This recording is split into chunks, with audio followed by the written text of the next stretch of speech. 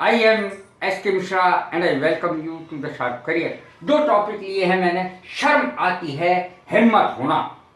दो चीजें ली हैं और दोनों ही बेहद शानदार है और इससे भी ज्यादा शानदार इसके सेंटेंसेस मैंने बनाए हैं। ये शर्म आती है, फाइट शाई ऑफ, और हिम्मत होना, डेयर।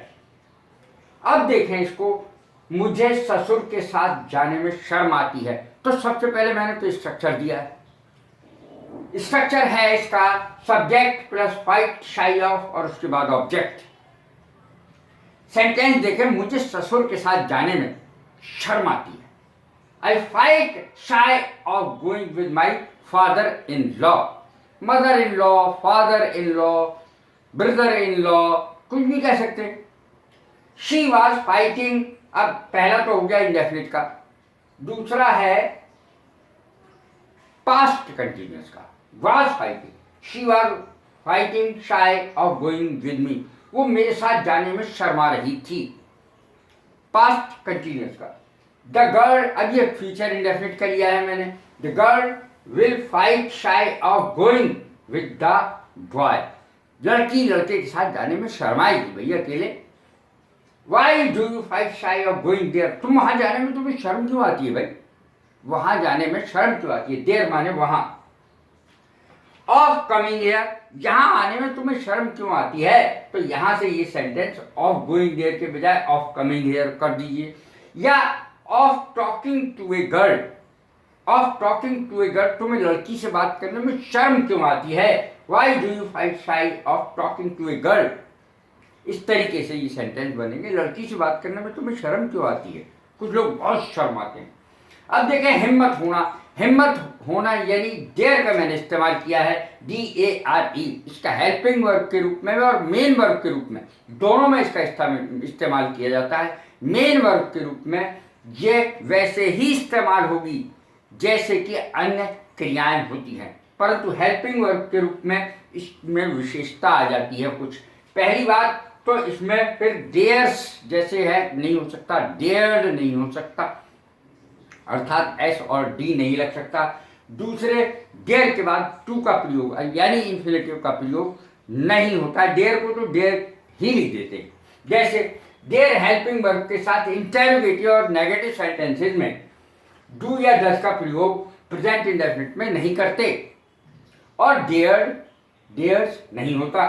क्या तुम में सच कहने की हिम्मत है। अब देखें इसका स्ट्रक्चर, डेयर प्लस, अब जब क्वेश्चन है इंटरोगेटिव सेंटेंस है, dare plus subject plus verb की फर्स्ट फॉर्म प्लस ऑब्जेक्ट और question mark.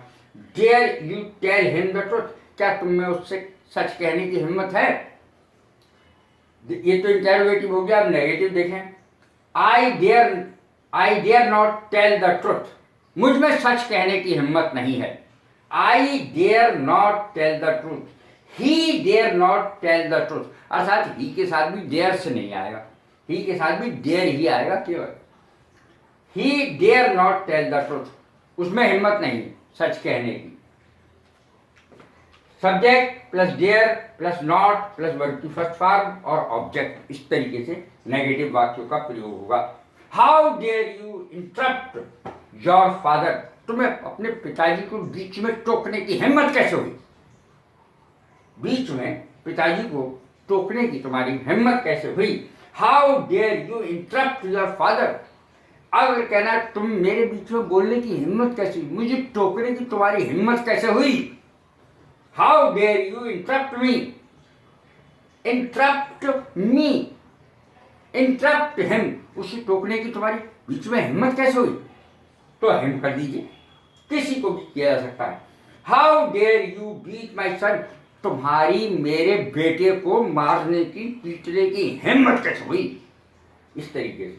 How dare you beat my son, he dare not come here, उसकी हिम्मत नहीं है कि यहां आ जाए, उसकी यहां आने की हिम्मत ना है।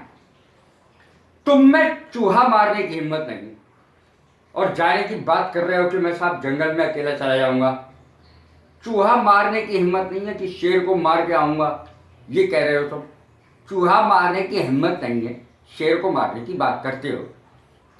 तुम में चूहा मारने की हिम्मत भी नहीं है। अर्थात you dare not even kill a mouse, mouse माने चूहा, यू डेयर नॉट इवन माने भी, किल ए माउस चूहा मारने की हिम्मत नहीं है। फिर से मैं दोहरा देता हूं, इन सेंटेंसेज में डेयर्ड नहीं होता, डेयर्स नहीं होता, डेयर के बाद टू का प्रयोग भी क्रिया से पहले, वर्ब की फर्स्ट फॉर्म से पहले नहीं होता। कैसी लगी है मेरी वीडियो? लाइक करें, शेयर करें, सब्सक्राइब करें। God bless you, thank you.